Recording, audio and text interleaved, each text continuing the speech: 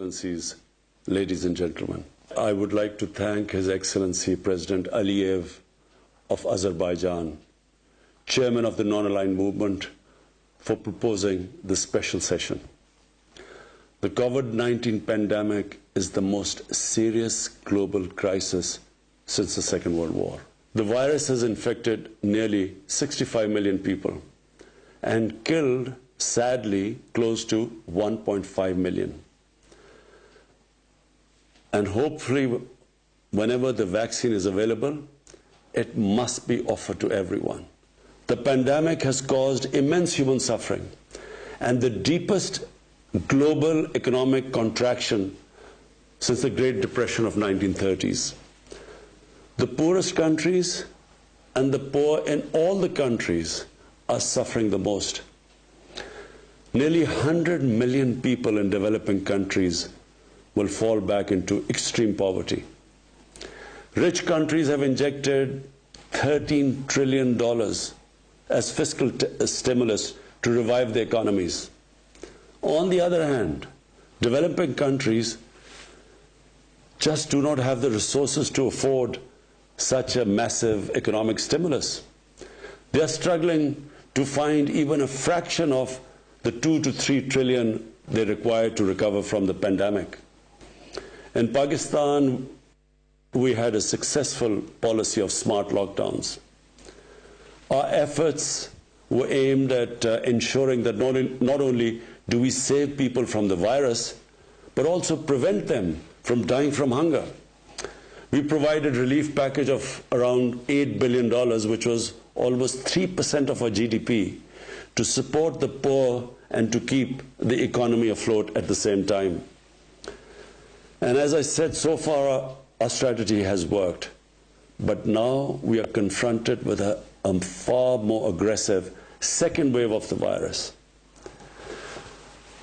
We are facing now the challenge of maintaining and reviving our economic growth, as well as dealing with the increasing number of cases which are occupying our hospital beds.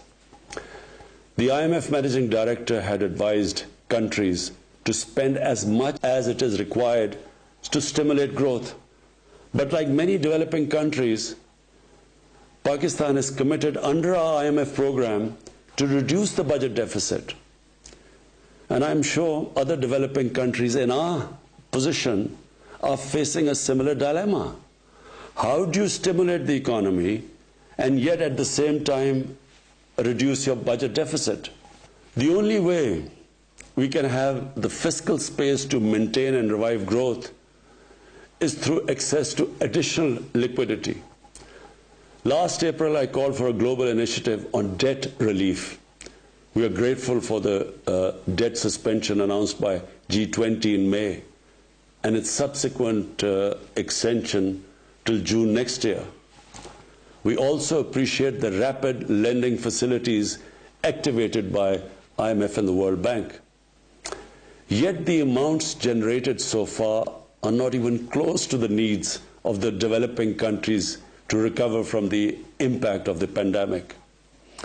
As far as I know, 5 developing countries have already defaulted on their debt, and it seems others are about to follow. Several nations faced with large debt repayments and at the same time lost revenues are on the brink of economic collapse. There are disturbing reports from the World Food Programme of possible famines in some parts of the world. The Financing for Development discussions initiated by Secretary General and the Prime Minister of Canada and Jamaica have identified hundreds of options to financially support the developing countries. We hope that this process culminates in some concrete action soon. There is a need to reform the international financial architecture, build an inclusive and equitable debt management mechanism, construct a democratic, SDG-focused trading system, and install a fair international tax regime. If economic collapse is to be averted in a number of developing countries due to the COVID-19. The international community must identify and implement some key priority actions. I would like to propose a 10-point agenda for urgent action. 1. Debt suspension till the end of the pandemic for low-income and most stressed countries. 2. Cancellation of debt of least developed countries. 3. Restructuring of the public sector debt of other developing countries under an agreed inclusive multilateral framework. 4. A general allocation of special drawing rights of $500 billion. 5. Expanded concessional financing to low-income countries through multilateral development banks. 6. Creation of a new liquidity and sustainability facility, which should provide short-term loans at low costs. 7. Fulfillment of the 0.7% official development assistance commitments. 8. Mobilizing the required 1.5 trillion annual investment in sustainable infrastructure. 9. Achievement of the agreed target of mobilizing $100 billion per year for climate action in developing countries. And 10. Immediate action to stop the massive illicit financial outflows from developing countries to rich countries, to offshore tax havens, and at the same time there should be an immediate return of their assets stolen by corrupt politicians and criminals back to these countries. This one action, I assure you, Mr. President, this one action would benefit the poor countries more than all other measures put together. Excellencies, everyone agrees that there has to be a collective response to recover from the COVID crisis and at the same time achieve sustainable development goals and implement targets set by the Paris Agreements. Excellencies, the UN Charter's concept of collective security embraces collective economic security. Without economic security, conflicts and disputes will persist and proliferate across the world. Guided by the principles of this Charter, we must all work collectively for an inclusive, stable, and sustainable economic, social, and political order. I thank you.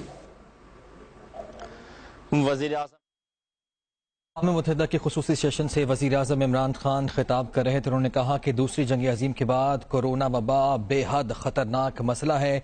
पूरी दुनिया के लोग इससे मुतासिर हो रहे हैं। छोटे ममालिक गुर्बत की निचली तरीन सतह पर पहुंच गए हैं। गरीब ममालिक के लिए परेशानी ज़्यादा बढ़ी है। उन्होंने पाकिस्तान के हवाले से भी बात की है। कहा है कि पाकिस्तान में जो हुकूमत की स्मार्ट लॉकडाउन पॉलिसी थी वो खासी कामयाब रही। उन्होंने रिलीफ पैकेज का भी जिक्र किया। कहा कि हमने $8 बिलियन रिलीफ पैकेज पर खर्च किए हैं। ये भी कहा कि हमने कोविड के साथ साथ लोगों को भूखा मरने से भी बचाया है। साथ ही साथ कोरोना वबा की तबाहकारियों का भी जिक्र किया। कहा कि कोरोना 15 लाख अफराद की जान ले चुका है। मौजूदा सूरत हाल की भी बात की। कहा कि अस्पतालों पर दबाव बढ़ रहा है। और वज़ीर आज़म इमरान खान ने गरीब और छोटे ममालिक का जिक्र किया और 10 पॉइंट एजेंडा भी सामने रखा।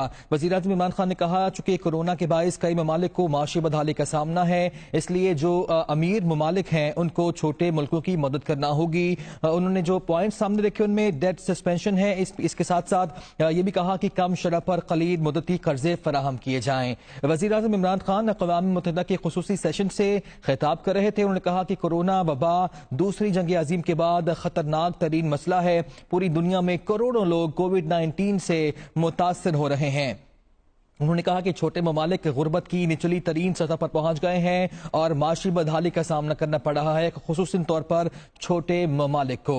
انہوں نے کہا کہ پاکستان میں اسمارٹ لاک ڈاؤن کی پالیسی کامیاب رہی ہے۔ وزیر اعظم نے ترقی پذیر ممالک کی اقتصادی مدد کا ذکر بھی کیا ہے۔ انہوں نے کہا کہ ہم نے $8 بلین ریلیف پیکج پر خرچ کیے ہیں، ہم نے کووڈ کے ساتھ ساتھ لوگوں کو بھوک سے بھی بچایا ہے۔ وزیر اعظم عمران خان نے کہا کہ کورونا کے باعث معاشی بدحالی کا سامنا کرنا پڑ رہا ہے، خاص طور پر چھوٹے ممالک کو۔ پسماندہ ممالک کے قرضے معاف کیے جائیں۔ وزیر اعظم عمران خان نے امیر ممالک کو یہ تجویز بھی دی ہے، ساتھ ہی ساتھ یہ بھی کہا ہے کہ کم شرح پر قلیل مدتی قرضے فراہم کیے جائیں، ایسے میں چھوٹے ممالک کی بڑی مدد کی جائے۔